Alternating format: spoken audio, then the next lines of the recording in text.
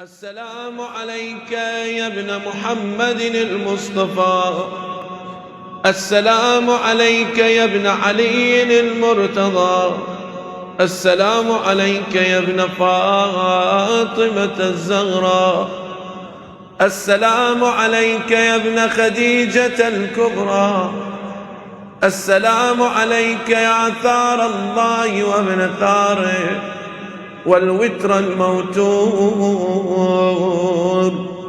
أشهد أنك قد أقمت الصلاة وآتيت الزكاة وأمرت بالمعروف ونهيت عن المنكر وأطعت الله ورسوله حتى أتاك اليقين.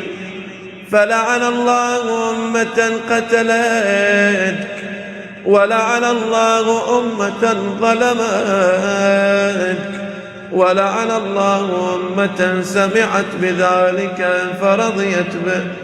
يا مولاي يا أبا عبد الله، أشهد أنك كنت نورا في الأصلاب الشامخة والأرحام المطهرة، لم تنجسك الجاهلية بأنجاسها، ولم تلبسك من مدلهمات ثيابها.